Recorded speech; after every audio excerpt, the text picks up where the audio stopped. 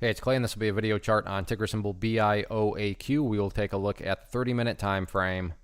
Real quick, what do I mean by 30-minute in case maybe you're new to charts? Instead of each one of these candlesticks here representing 1 day's worth of price action, which is what you would normally see, each one represents 30 minutes. So while this here may look like several days worth of time, it's actually today's price action broken down into 30-minute time slices.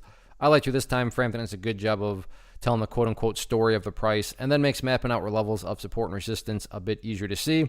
I don't mean to state the obvious or rub salt in the wounds, but rough day today, gap down, and things kind of just got, the bulls held up, but then there was this late day price action that was kind of a buzzkill. So I'm just going to go ahead and use this trend line. In fact, let's just work smarter, not harder. I'll just draw a new one.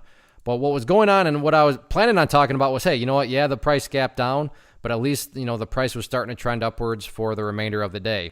And then the final 30 minutes showed up, and you can see that during those final 30 minutes, the price is now actually cracked down below that orange line there. Now, the good news is it's not like it was just a pure bloodbath or anything where the price broke below there and is now, down at, below a penny or anything like that. However, the chart was just looking so much better when it was just a very clear and clean uptrend above that line.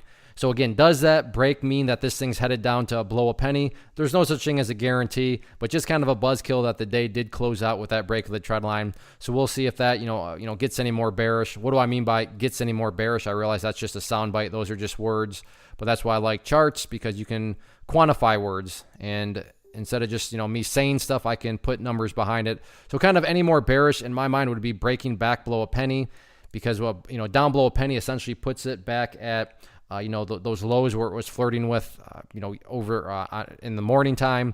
And, I don't mean to state the obvious, but nobody wants to see the price go back to where it was. Whereas let's say the price actually pulls down to a penny, does something like this, and works its way back upwards. Well, at least in that situation, you'd have a set of lows there. You'd have that low down there. You picture these as stair steps, and you would have some stair steps progressing in the upwards direction. So to me, a penny is a very, very important level going into tomorrow. So let's see if the bulls can hold up above it or not. One of the biggest questions I get is, hey Clay, how do you find the stocks that you trade? So what I've done is put together a free resource guide where I talk about the tools that I use to locate stocks that I find interesting and think may have potential. So if that sounds like something that could add value to you as a trader, then click on the image that is up on the screen right now, and I will email you the guide. The guide itself is very short and to the point, and best part, it's completely free. Thanks for watching the video. Let me know if you have any questions.